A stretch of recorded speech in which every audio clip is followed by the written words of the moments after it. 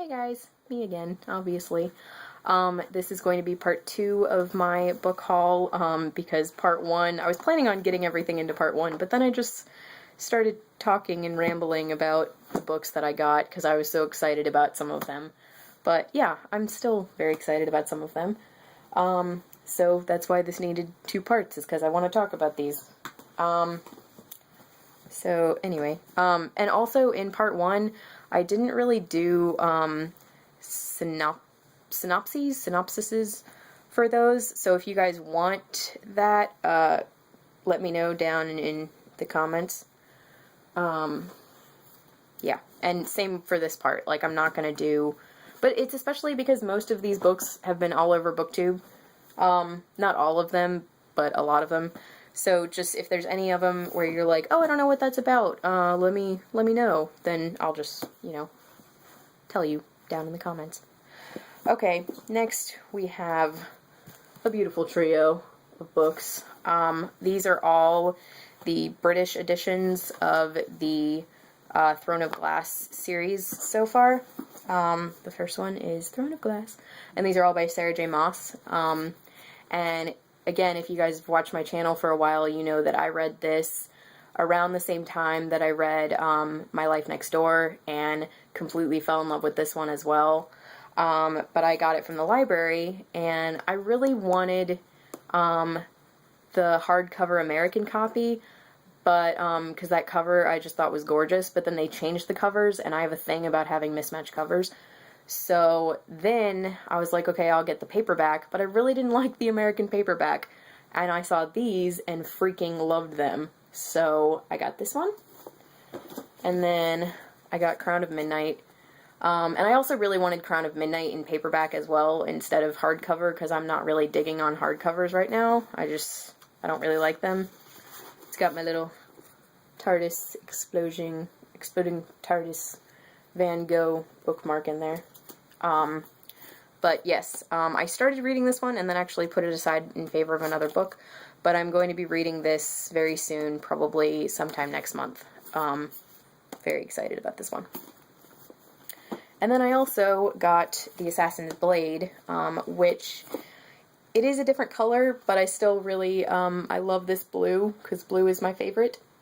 So I really like this, and I think this is the same cover that we have in the States, but again, it's in paperback, and I just realized that happened, but I don't know if I did that or if they did that, but either way, I mean, not too big of a deal.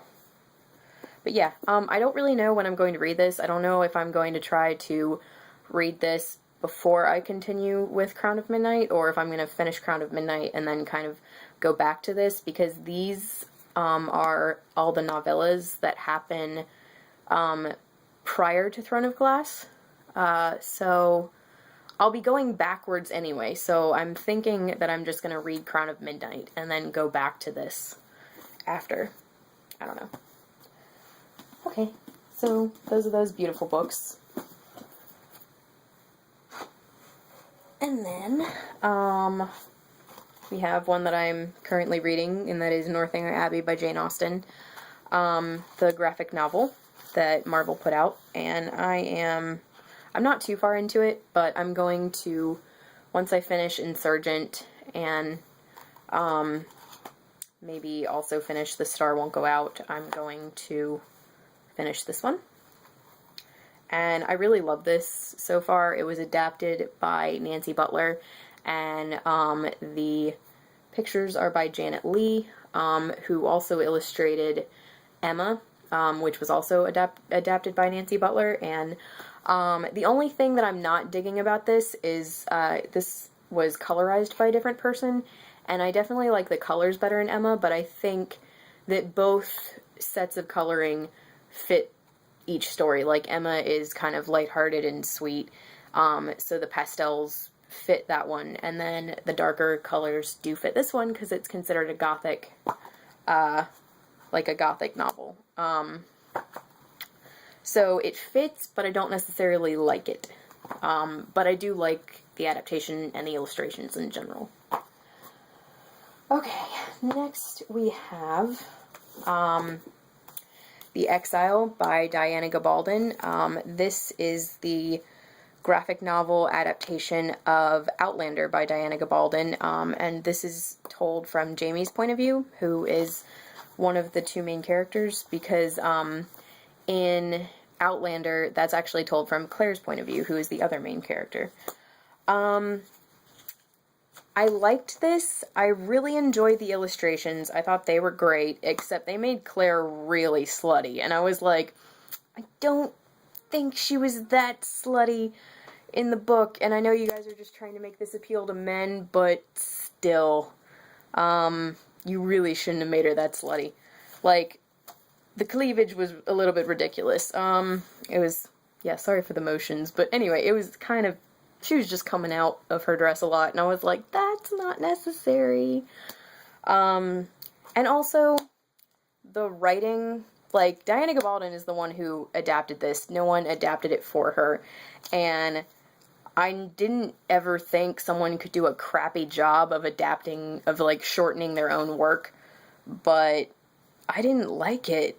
I mean, I liked some of it, but, I don't know, she just made Claire, like, cuss all the time, and, I didn't remember it being that intense and hardcore in the book, and maybe I'm definitely going to go back and reread the book this year, because, there's a TV show coming out of Outlander, so I'll know when I reread the book if it was that intense, but I feel like this was just ridiculously, overdone, but yeah, there were parts of it that I did enjoy, so, yeah. And then we have the Infernal Devices Clockwork Angel, manga. Freaking love it. I read it and I adored it. The only thing that really pissed me off is, okay, it'd be one thing if the inside cover, I don't know if y'all can see that, it's probably too glossy, but okay, look how gorgeous that is. Like, it's colored, it's just fantastic, it's got glossy pages. It'd be one thing if they did that and did the rest of it in black and white. But no, they give you four or five, nope, 6 full color pages with glossiness, and then in the middle, like, look at this, okay, colorful, glossy, gorgeous, black and white newspaper print. What the heck, man? It's like they just realized that they were on a budget halfway through. Not halfway, but 4 pages in, like, come on, it's like a teaser. I don't know, but yeah, I really enjoyed the illustrations and the adaptation, which this was also adapted by Cassandra Clare from her novel, and it was just great. So yeah, love that. I don't know if I showed you guys this one. Winter's Tale by Mark Halperin.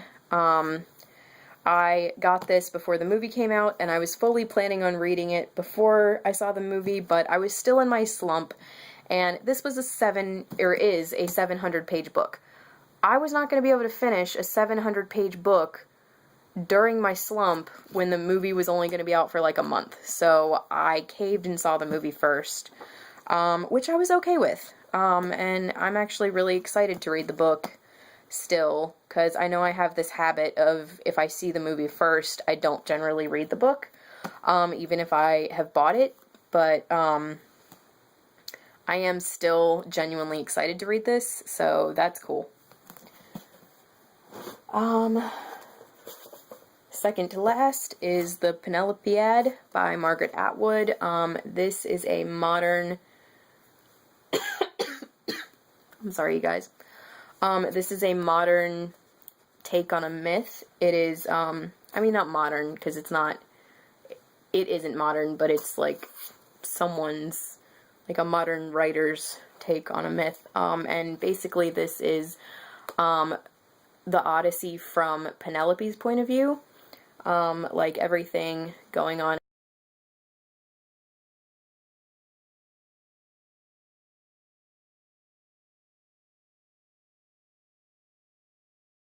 try to keep everything together while her husband's away. And it just sounds really cool. And it's actually part of a series called the Myths series, where a whole bunch of modern authors adapt old myths. And this is the one I'm most excited about, because I saw this on Jean's channel from Bookish Thoughts, but I think now she just goes by Jean M on BookTube. But yeah, she loved this book, so that's why I got it. And I've also heard great, amazing things about Margaret Atwood. But I don't know, I haven't read The Odyssey, but I know the story well enough that I kind of want to go straight into this one and not read The Odyssey first, but at the same time, I feel like I might get more enjoyment out of this if I read The Odyssey first. So yeah, I'm very excited about this one. And then last but not least, actually it might be least, because I didn't really like it, is Scarlet in the Snow by Sophie Mason. I ordered this, sorry, I'm just like, anyway, but I ordered this a couple weeks ago because I just finished reading Beastly, which I still need to read the other side of, the Lindy's Diary part, but yeah, so I was still in the mood for Beauty and the Beast adaptations, and this looked really good. And I got it, and I read it, and I did not really enjoy it. I thought that the concept was great, because it was a kind of sci-fi-ish take on Beauty and the Beast, and I thought that that was great. However, I did not really enjoy the writing. It wasn't, I don't want to say it was juvenile, that's not entirely true, but it definitely did not grab my attention well. Like, I found myself skimming and just reading dialogue, because the writing itself was not, it just wasn't grabbing me at all. But I did enjoy the characters, and I did think that it was a very unique, well done twist. But yeah, the writing just, it honestly got so boring with the writing that I couldn't even finish it. I was maybe like 40 pages from the end, and I just quit. Which I might go back and try to read the last 40 pages, but I don't know. So this doesn't get much from me. Sorry. If anybody likes it, I don't know. I don't know if anybody's heard of it but me, but yeah, Okay, so that is the end of my book haul. I hope you guys enjoyed it. I'm sorry I had to split it into two because I talked so much, but yeah, that was a lot of books, and I'm going to try not to buy any more. I have a couple pre-orders coming in April, and then one in May, but other than that, I'm going to try to be good. So thank you guys so much for watching, and let me know about those synopsises if anybody wants one. For any of these, and I will see you guys later. Thank you so much for watching. Bye.